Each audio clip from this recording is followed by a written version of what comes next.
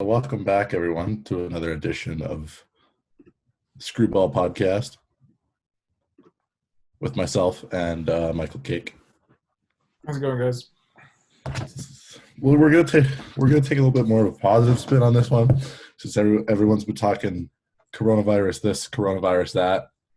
We thought we would take this time. We have this downtime in all sports right now, so we'll do our top 10 games and top 10 acquisitions of the 2010s. Just to change things up a little bit, I'm just pulling up my list here that I was making before. So, yeah, I'll start with I'll say one of my favorite games of the 2010s, and then you say one. Just go back and forth, kind of thing. Yeah, I didn't make an order. I just gonna go off of no particular order. Just go off of memory. Yeah, these are in no particular order either. But I have the 2016 American League wildcard game, Baltimore at Toronto. That was an insane game looking back at it. You had Marcus Stroman versus Chris Tillman. Ended in a very famous Eddie Encarnacion walk-off blast. And it was just all out entertaining, a great game if you ask me, because Toronto was pressing and pressing and pressing that whole game. They hit into about 3 or 4 double plays, if I remember correctly. And finally, Eddie took the cookie dispenser, Ubaldo Jimenez Yaya, and then the game was over. So, yeah, you got one, Mike? Yeah, I'm going to stick with the Blue Jays, obviously. I'm going to go to that game against Texas. That final game with Bautista's walk-off homer. I remember watching that game in person. The ALDS Game 5? Yeah, just how insane. That's another one on my list. That's an insane game. I think the fact that Bautista had that home run, and it was just a fantastic game all around. Texas was a very good team at the time, and I was a little bit skeptical when it first happened. So I remember that series in general because I was talking with my dad, and my dad thought they were done after they went down 0-2.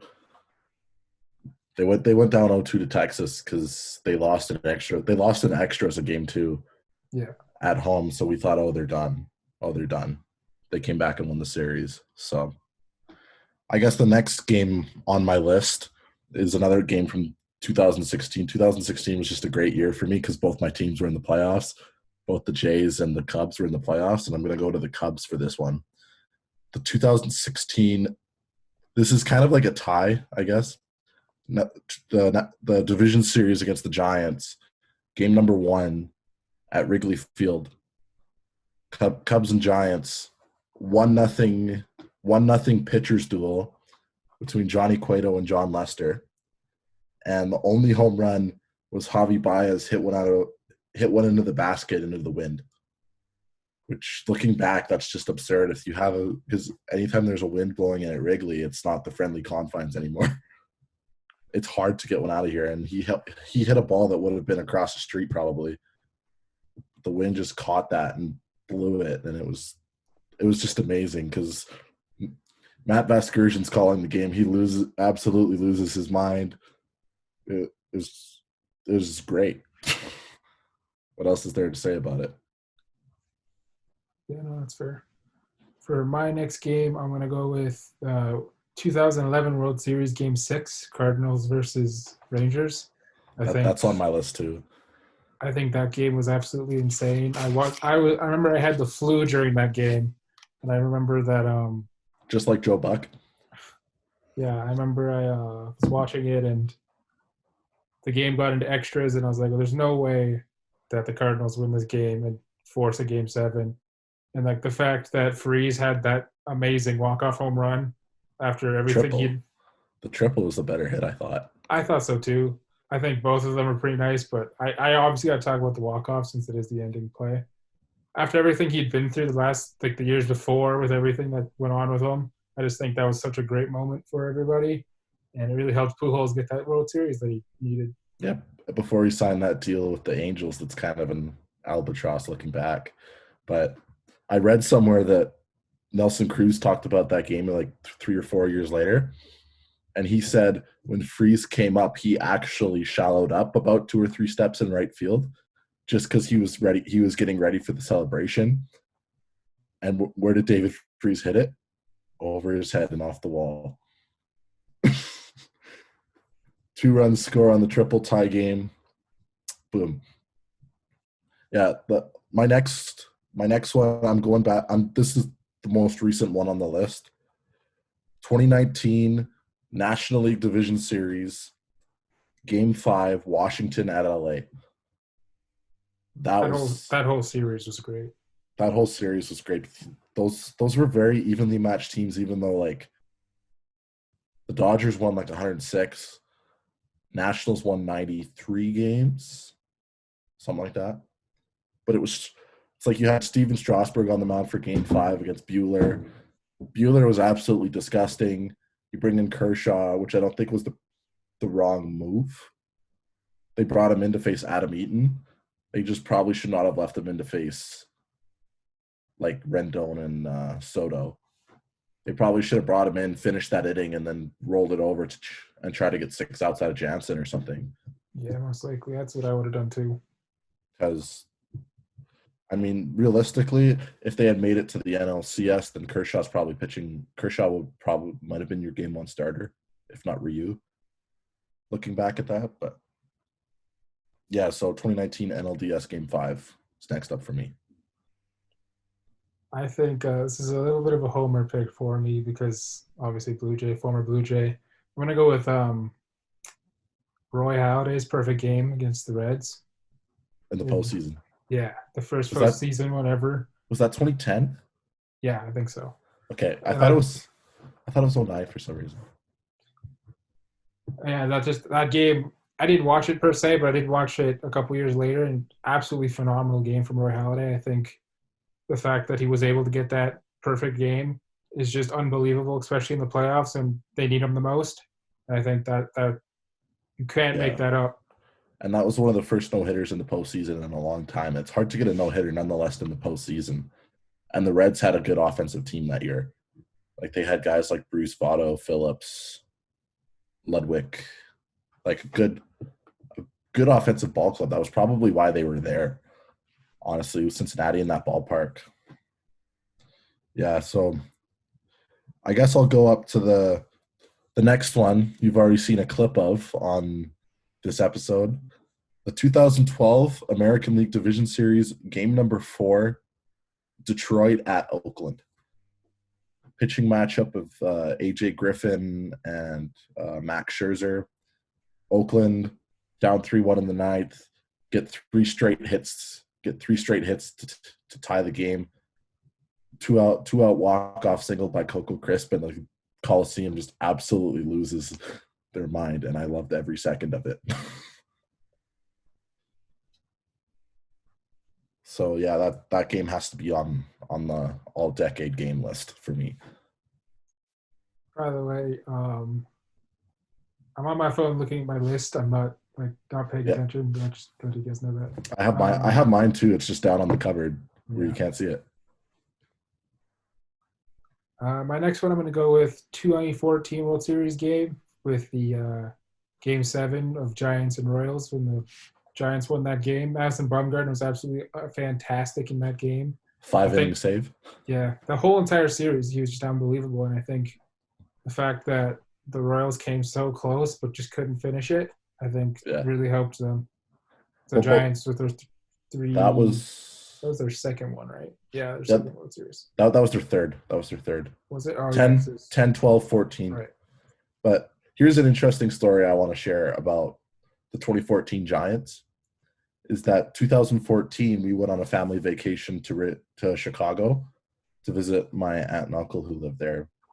And my dad, my uncle and I were going on a tour of Wrigley Field, and they held that we were standing at the gate about to go into the tour, but they made us stand there and wait for 5 minutes because 2 members of the San Francisco Giants had just showed up to the ballpark. So they gave them 5 minutes to walk through the gates and walk down the concourse into the locker room. And those two players that were walking into the ballpark that night, Jeremy Affeldt, who was the winning pitcher of Game 7 of the World Series, because he came in relief of Tim Hudson before Bumgarner. Yeah. And then Travis Ishikawa.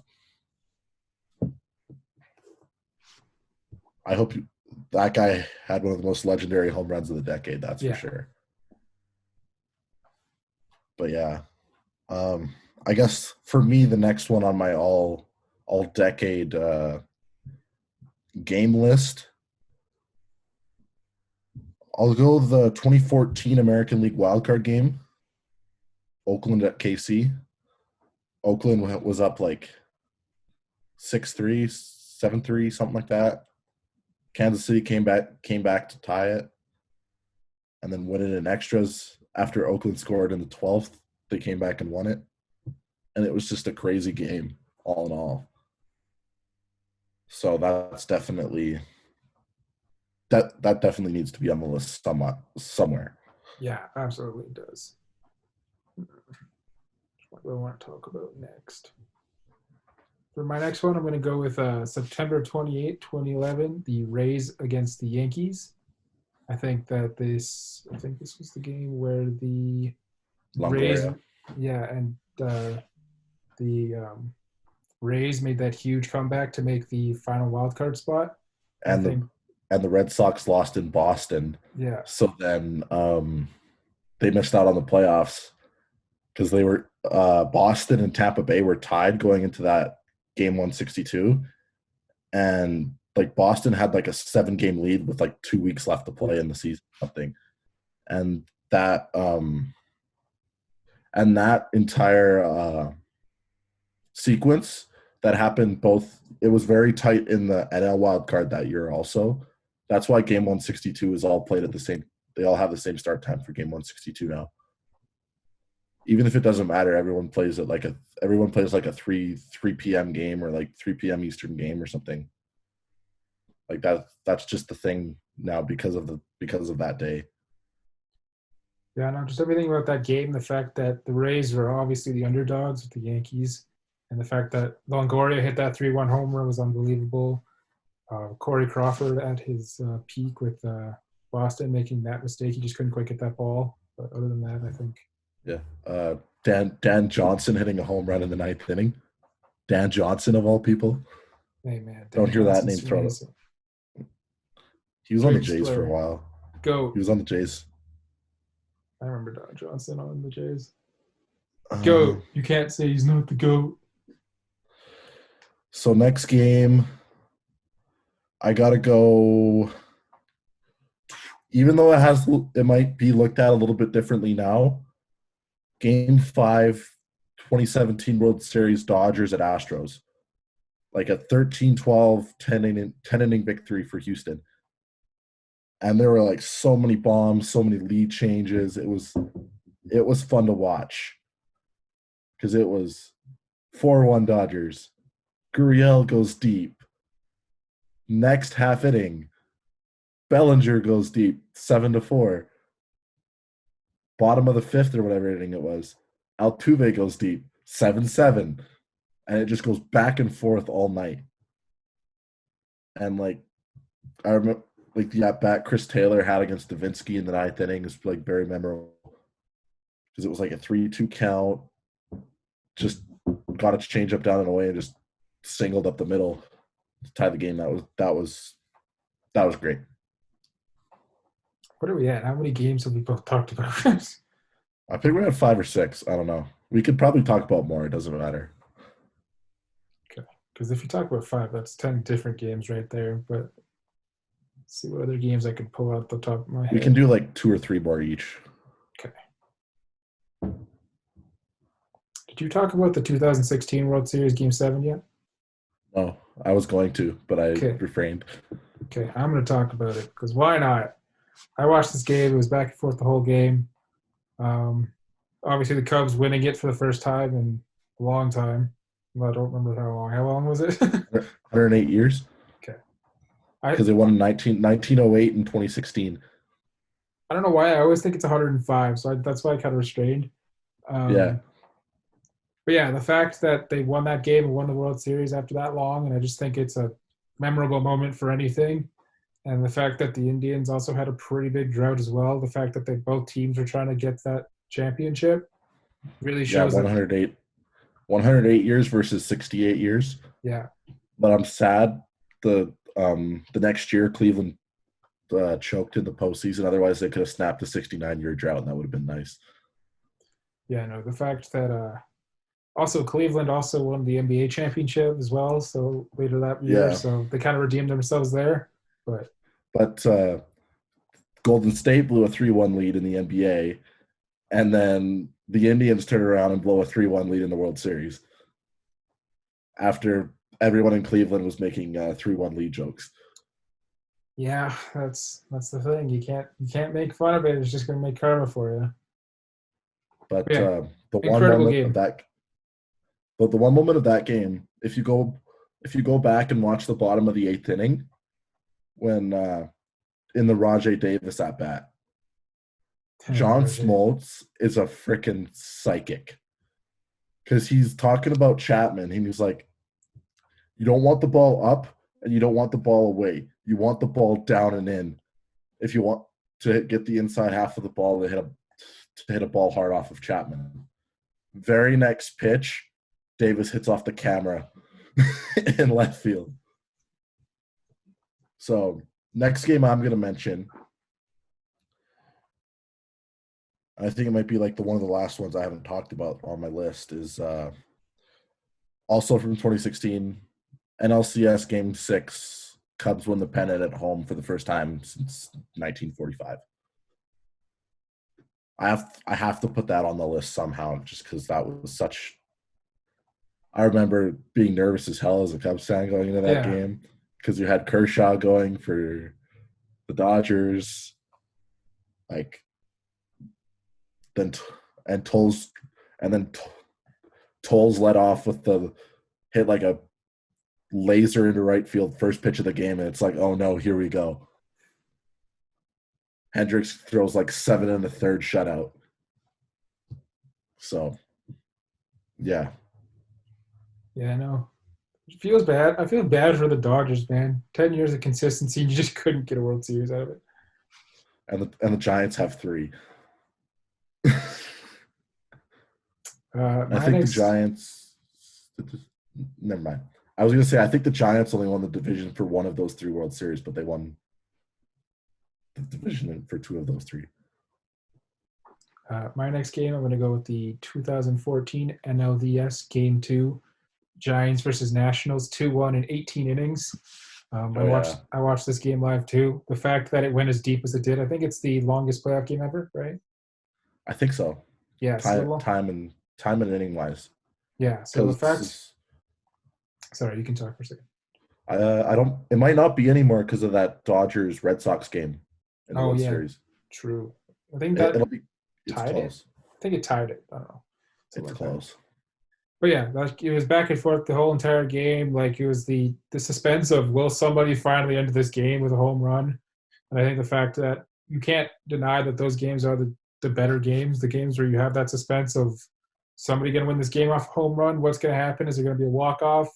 And I just think the fact that the Giants did end up pulling this out just shows the fact that they did win that World Series and how hard they pushed throughout that whole entire game. I remember watching that, and it was crazy. It was like Jordan Zimmerman, I think, started that game for Washington. Yeah. Like, remember when he was like a top pitcher in the game, Jordan Zimmerman, And then the and signed a Tigers, disaster contract with Detroit. Hasn't been the same since.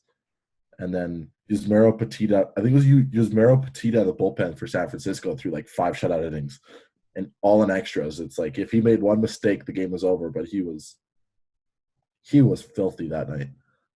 I remember watching that game live. Like I had just finished playing a game somewhere, and we were just sitting there watching it in a restaurant, and the food was really slow, and we're just sitting, and we sat there for like an hour thinking the game was going to end.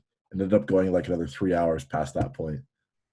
yeah, no. And I think this game also shows how underrated Brandon Belt is. The fact that he got that leadoff home run to get the Giants to win. I think he's been one of the most underrated players of the decade, and I don't think he gets enough credit for what he's done for the team. Yeah, he was a key for those World Series teams, that's for sure. I guess last game I'm gonna mention is the 2014 National League Championship Series game 5. I think it's game 5. St. Louis at San Francisco. Morse ties the game in the bottom of the 8th with the pinch hit home run, and then Ishikawa wins it in the 9th to send the Giants to Kansas City. It's got to be mine. It's got to be on there. And then You got another one? I have one more as well. I'm going to go with the 2016 NL wildcard game, Giants versus Mets. This was an absolute pitching duel from Syndergaard and Bumgarner. The whole entire game is a great duel. And I think, again, the Giants ended up coming up on top on that one. The Mets had such a promising team. They still do. Obviously, taking two very good potential Blue Jays placers. Yeah. Two very good potential Blue Jay stars in Syndergaard and now Stroman. And I think the fact that they haven't been good for very long, it's kind of surprising. But they have a young team again, and I think they're going to be good this next year whenever it happens. Yeah, so I think that's pretty. We've covered enough games of the decade. We can move on to the acquisitions of the decade, and I'll start with probably one of the most obvious ones, like Blue Jays being in Canada. Blue Jays, Josh Donaldson to the Blue Jays for Brett Laurie, Kendall Graveman, Sean Nolan, and Franklin Barreto, November 28th, 2014. But don't forget, Brett Laurie is going to come back. All right. We already decided this.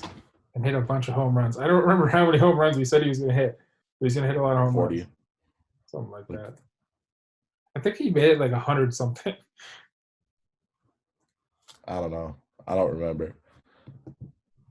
But Laurie flamed out soon after that deal, and then Sean Nolan, I don't know if he's in professional baseball anymore. No, he's definitely not in the Blue Jays organization. I'll tell you that much. Kendall Graveman, I think was out with Tommy John last year. I think he signed a minor league deal with Texas. Yes, he did. I think. And then Franklin Barreto is like the only remaining piece with Oakland from that deal. And I think he's just been in AAA for them. So they haven't really Oakland didn't get nearly the value that Toronto did. And that's why Toronto made the playoffs in 2015 and 2016. It's that trade right there. My first trade is going to be the 2010 trade that the Royals and Brewers made that sent Greinke to the Brewers and brought Lorenzo Cain, Jacob Rizzi, Jeremy Jeffries, and Alcides Escobar to the Royals. I think the fact that trade was so crucial to the Royals' run to the World Series, and I think that they had that building block. Kind of funny that Cain ended up going back to the Brewers, but the fact that they traded Greinke at the right time and got all the pieces they needed to become a contender, I think that all their players grew perfectly, and that's just what happened for them. And I think that's one of the best trades of the decade for sure. I don't think Greinke was with them for that long after that trade, though. No, I think they traded him pretty soon after that to the Dodgers or something like that. Yeah, he was with the Angels for like a month, and then he was on the Dodgers. One of the LA teams. I got Lester to the Cubs on a 6-year, $155 million deal he signed in the end of 2014. And I just think like Lester was crucial in winning the World Series. Yeah, no, I don't think you can paint that any other way. He was dominant against the Dodgers in the NLCS, and then he had a good start. He was good in Game 5 and 7 of the World Series, as well as the Game 1 of the NLDS that we talked about earlier. Like, he was great. He was just phenomenal that year. And I mean, he hasn't been as great recently, but I'm hoping he could bounce back and finish out and have a strong finish to his contract. Yeah. So my next trade, It's going to be a recent one, a more recent one. So in 2018, it's the Christian Yelich deal. I think the fact that the Brewers brought him in, and honestly, I don't think the Marlins should have traded him when they did. I think they should have given him more of a chance. But the fact that they traded him to the Brewers and now he's an MVP and a star now, I think that really shows his commitment to the game and how he changed. He was kind of worried that he wasn't going to be that guy anymore, but he kind of flipped his game around and worked harder and got to the point where he is now. Yeah, and I think part of the reason the Marlins had to make that trade is that Jeffrey Loria had ran the team into the ground financially. So when the new ownership group took over, they kind of traded everyone. They got rid of Stanton, they got rid of Yelich, they got rid of Real Muto. Like they needed to get rid of money, and Yelich makes money And just now, considering he signed that 9-year extension. a couple months ago, So maybe a month ago now. And then just looking at the return, like Brinson hasn't done much, Harrison hasn't done much, Diaz hasn't done much, and Yamamoto hasn't done much. Yamamoto's probably done the most, but other than that, they haven't really done a whole lot. I mean, Diaz just came up last year. Isan Diaz. He was I okay, I I mean, I kind of like the guy just because former Missoula Osprey. but he'll never be Bill Yelich's now, though. That's the thing. I mean, Diaz could be a middle infielder who could pop 30 bombs a year and maybe have an 800 plus OPS for you eventually. And then Monty Harrison is just like still a prospect. Yeah, Brinson's been terrible. I can agree with you there. And Yamamoto is like he's a young pitcher. So I right now it's easy to say like all Brewers fleeced them, but if guys develop, who knows, right? Speaking of a, a trade like that one, and one that I'm seeing differently now compared to when it initially happened was the White Sox trading Chris Sale to Boston for Yohan Moncada, Michael Kopech, Luis Alexander Basabe, and Victor Diaz. Is a trade I think people will look at differently within the next couple of years. Because I mean, Sale just went into the knife for TJ, and Kopech Kopech and Moncada are going to be big pieces of the Sox this year. So I think a couple of years, like Moncada looks like he could be a franchise cornerstone, and Kopech is just coming off of Tommy John. So who knows how he turns out? I hope he turns out well. But yeah, that's an acquisition you need to mention. yeah, no, Moncada is going to be a beast for years to come for sure. And for my next one, I'm going to go for a lower end trade that not a whole lot of people talk about. Well, that I know. I'm going to go with the Braves sending Shelby Miller and Gabe Spear to the D-backs for Dansby Swanson, sorry, Incerarte and Blair. I think that trade is just going to be huge for the Braves going forward here. I think the fact that the Diamondbacks gave up on Swanson so early was just unreal to me. For a pitcher like Shelby Miller, I know they were trying to go for the World Series, but having someone like Swanson to kind of be your cornerstone in the future is something that they should have kept in mind. But I do love this trade for the Braves, and I think it'll help them going into the future here. Yeah, and like Arizona had literally drafted Swanson first overall Yeah, the June before, and then they dealt him. So yeah, a trade that I think is also pretty key is Andrew Miller to the Cleveland Indians from the Yankees for Clint Frazier, Justice Sheffield, Ben Heller, and JP Firerathan. Don't know how to say that name. But Miller was disgusting in the playoffs. Helped get Cleveland to the World Series that year. I mean, Frazier's still a piece on the Yankees. Sheffield was dealt to Seattle in the James Paxton trade. So they took Sheffield. They got even more value out of that return. So you could almost say James Paxton was part of the return in the Andrew Miller trade. And James Paxton's filthy. But Miller was just so key to the playoff run that year. yeah, no. Miller, he went to so many different places. And he was so good for all the places he went. The next one for me is I think the Rays did a fantastic job of when they did this trade. Them trading Chris Archer and getting Glasnow and Meadows in return, and Bays, he'll be good eventually. But the fact that Meadows and Glasnow are showing like star potential here, and Chris Archer just continues to get worse and worse every single year.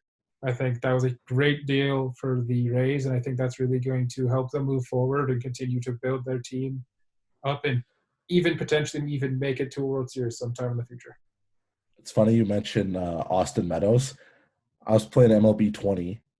I had a franchise mode going. I had Meadows as my designated hitter for the entire season. The guy hit, I'm reading the stat line to you. He won the MVP in my MLB 20 franchise. He hit 322, 54 bombs, 179 RBIs. Jeez. The next highest was Francisco Lindor had 136. That's crazy.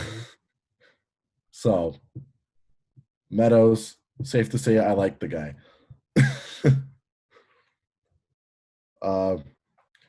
Next move I want to talk about, Justin Verlander to the Houston Astros for Franklin Perez, Jake Rogers, and Daz Cameron. Like Verlander, one of the reasons the Astros won the World Series, even if they're, but because he was leader on that team. Yeah. They were a young team. They needed somebody like that. And I mean, Jake Rogers has played a little bit in the bigs. I don't think they've heard much from Perez or Cameron yet, but you always have big expectations when you're a franchise player like Verlander is dealt for you. Yeah, no, for sure. I think Verlander really he was having kind of a lower season for what he was at the time. Like obviously he's one of the greatest pitchers of all time. He was having kind of an off year for his standards. The fact that he went to the Astros and then went back to his winning ways and being unreal again, great trade for the Astros, I think.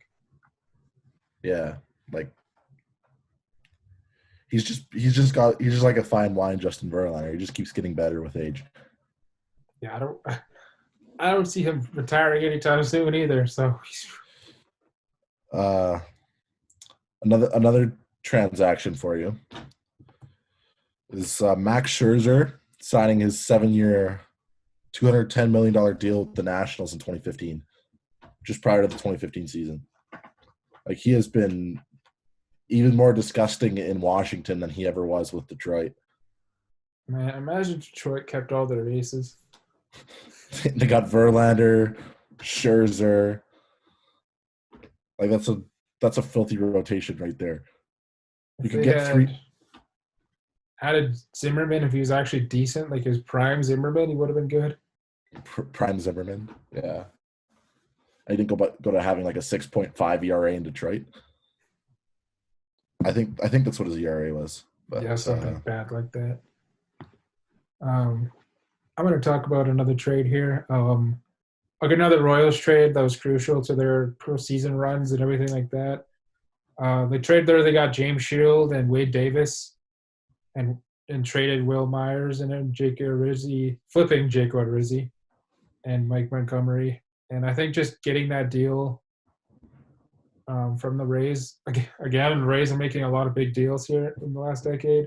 The fact that Wade Davis came in, became that star save guy for them, having Herrera before him and everything that happened there, I think really helped them win that World Series. James Shields played fairly decent for them before going to the White Sox and absolutely shitting the bed. And yeah, just being able to bring in the pieces they needed for their bullpen. They already had the offense. They just needed the bullpen and the starting pitching, and they got it.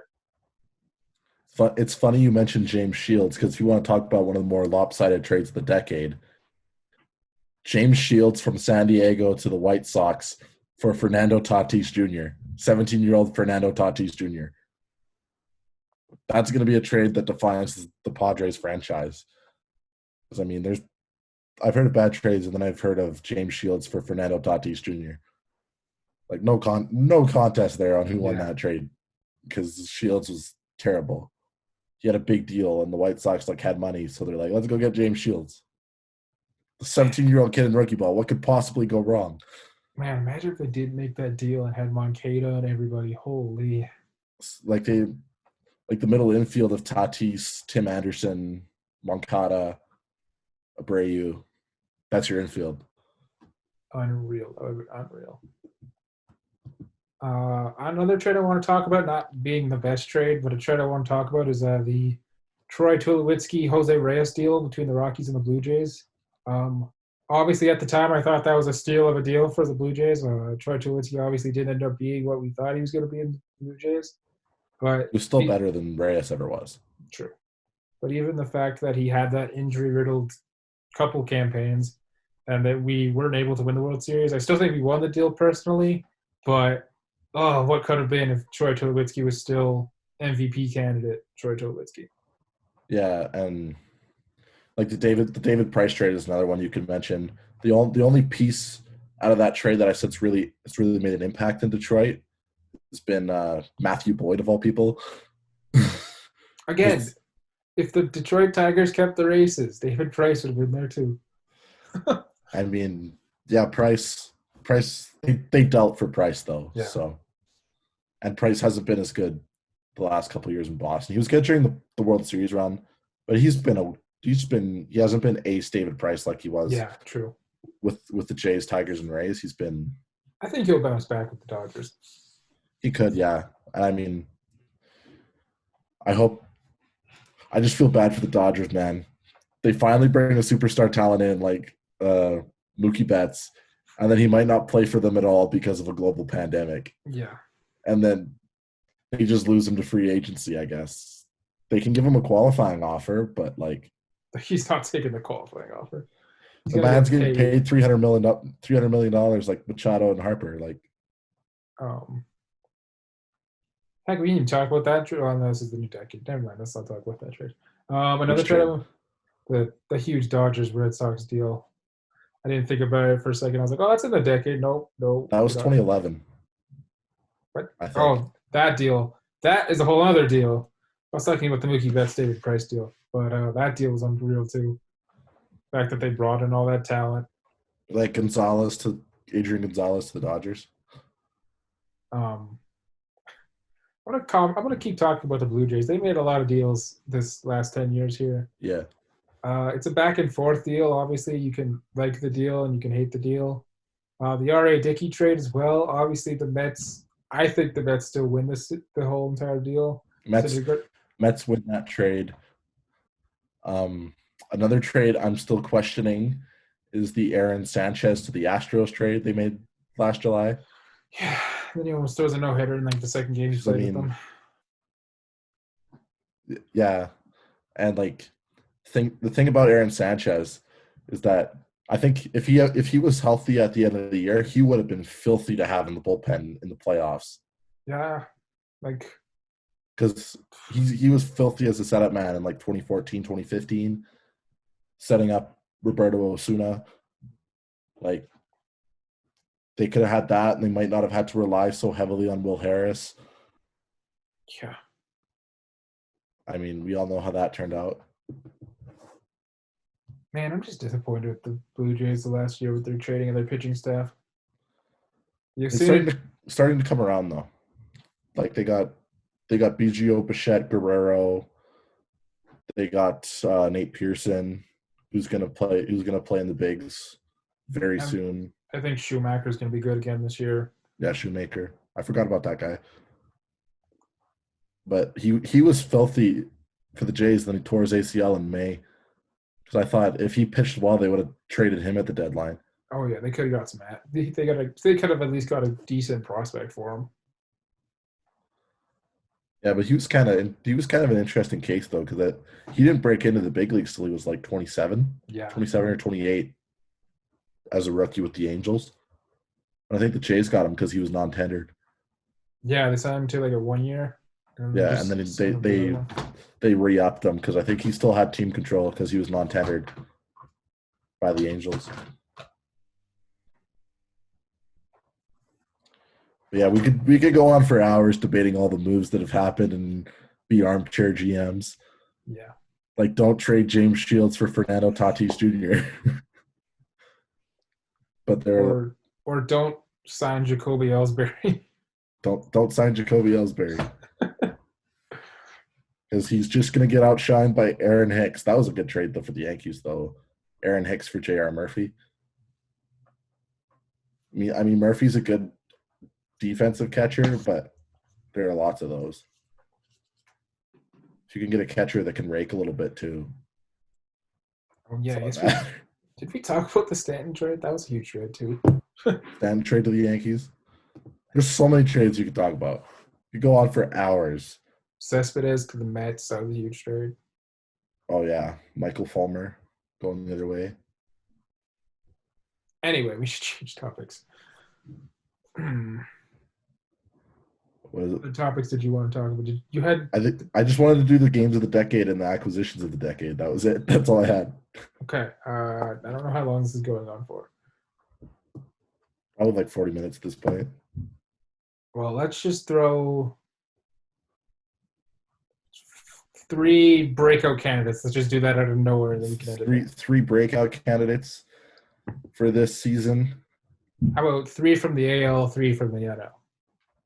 Okay, I got from the NL.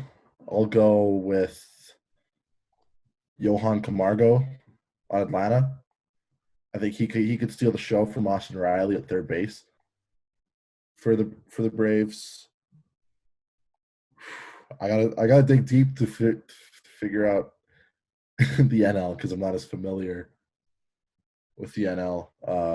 Dylan Carlson, I think, will break on the scene in St. Louis. Will come up from the minor leagues and give that team a jolt that they need. And for a guy who's been around in the big leagues, a little bit older, I got to think here to figure out. Oh, I know. I 100% know I put you on the spot. Yeah, because normally when we do this, I have it all scripted out, so I know what the hell I'm talking about. But I'll go. I think Julio Urias is going to have a breakout year with the Dodgers. He's been a top prospect for a long time. Just needs a chance to get in the rotation a little bit more, and he can be disgusting. So there's my third, Urias.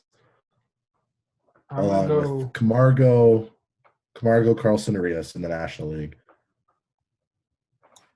I'm not gonna go this as a breakout, but I'm gonna say Hosmer's gonna have a bounce back year for San Diego.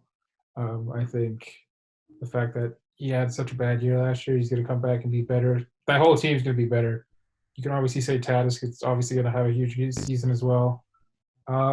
For me, going back to the Braves, I think Max Fried's gonna have a great season this year.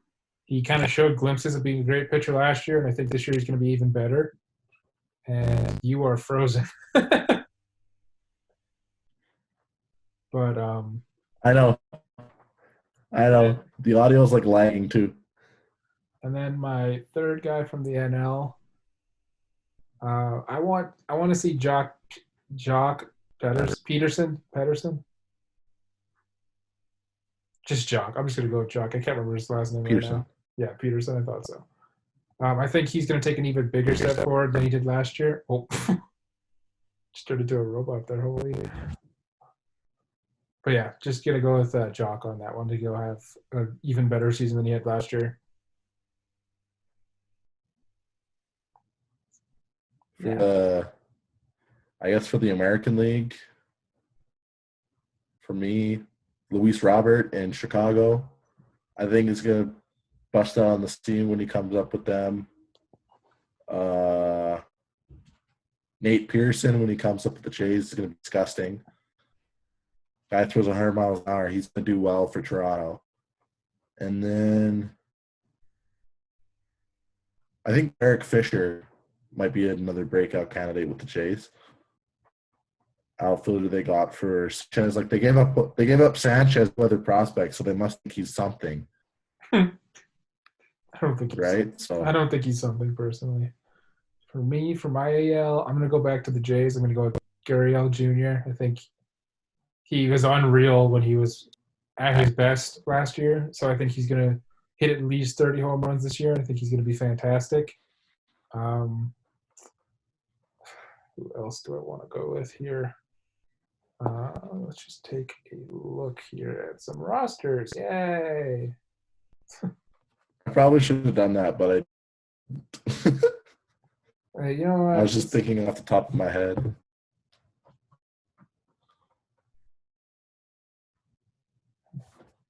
I'm going to go with Ronaldo Lopez from the White Sox. I think he, again, showed glimpses last year that he could be a fantastic pitcher, and I think this year he's only going to improve again. And honestly, I think he could be that third pitcher for them and be a really fantastic player for him. Man, I really put us on the spot here, didn't I? Right. One more, just for fun. Here we go. Yeah, we did. I'm going to say go for a relief pitcher, Carl Edwards Jr. in Seattle. Guy showed potential in Chicago, signed a 1-year prove-it deal. I think he could be something. And for a bounce-back candidate, Taijuan Walker back in Seattle where he was drafted. Because when I first went to Seattle, it was 2011. And I have a program that's so outdated. It's funny to look at because on the cover, it has Dustin Ackley saying Dustin Ackley is going to be the next great Seattle Mariner. And then on the inside, it talks about two of the Mariners' top prospects, James Paxton and Taijuan Walker. It's funny to look back at. My last guy, I'm going to go with Mondesi. I don't know. I'm not good at baseball names. Alberto Mondesi. Yeah, I think he KC. He has to break out eventually. One of these years, he has to break out. We've been saying it. I've been saying it since he got to the Royals. He's going to do it eventually. But he's like 25, 24, yeah. Because he was young. He was young, pinch hitting in the World Series against Noah Syndergaard. So eventually he'll be good. Like, I think he might be the only player to ever make his major league debut in the World Series. And I'll just throw another couple trivia facts at you. I was looking at like where people were drafted and started their careers, and a couple of the ones I thought I didn't expect. I didn't know that they started their career there. So like Max Scherzer, guess what team he was drafted by? Not the Baltimore? He was drafted by Arizona. Oh, I was just thinking about it. I was like, which I saw that. I was like bizarre because I don't remember. I only remember Scherzer with the Tigers and the Nationals, right? But yeah, they must have traded. He was drafted. I think so. I don't remember but there you go. Fun fact: Scherzer drafted by Arizona. Look it up on Baseball Reference. And another fun fact for you. Was he part of the Justin Upton trade? Maybe. I don't know. But there's another player in Major League Baseball who has connections to Alberta that I thought was kind of interesting. You're familiar with the Western Canadian Baseball League that has like Okotoks and yeah. There is a player, LA Angels. He's an everyday player in their lineup, and he played for the Yorks and Cardinals before being drafted by Atlanta. Can you name the player? For being drafted by Atlanta? And he plays drafted by Atlanta in the second round in 2010. And he now plays for the Angels? Everyday He now plays for the Angels.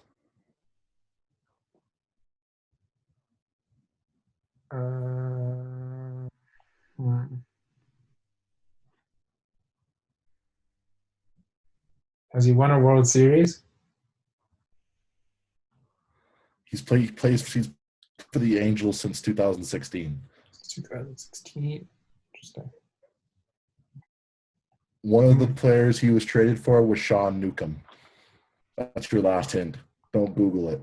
I'm not Googling it. I'm just looking at their roster. I need to know more. I don't know much about the Angels roster.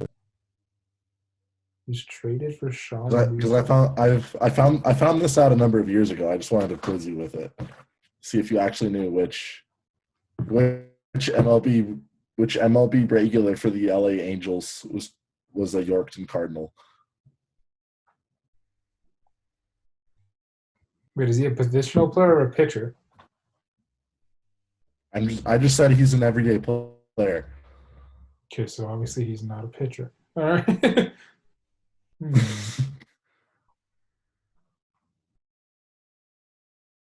I'll give you two guesses. I'm just looking for the most Canadian names here, honestly.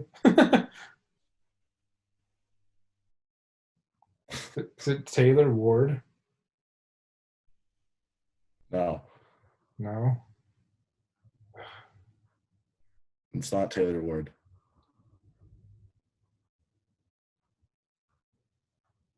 I don't think the score has that. He probably doesn't have him on his roster. You want to know who it is? Who is it? Andrew Simmons. Oh. He played a summer of college baseball in Yorkton, Saskatchewan, before being drafted by Atlanta the next year. I didn't even think of that. Is that not whack? From the Netherlands, Because man. you were looking when you said you were looking for like most Canadian names. I was going to say like his name doesn't sound Canadian. It's not like Nathan McKinnon or Sidney Crosby. It's Andrelton Simmons. He was born in Curacao, I think. And he played for the Netherlands in the 2013 WBC. Yeah, I think that's everything we have today for the podcast. Yeah, no, that's So 3 podcasts this week. Little trivia for you. This is like the time you ever have time for podcasts, it seems. This is 3 this week now. I have a basketball one tomorrow. I have a hockey one on Monday. I have another hockey one coming up. Eventually, I'm doing a football one. Who knows when that's happening? But yeah, I have a lot of podcasts coming out. So smash that like button and hit that subscribe button. Thank you for listening / watching. Yeah, y'all should actually have something to watch. See you guys later.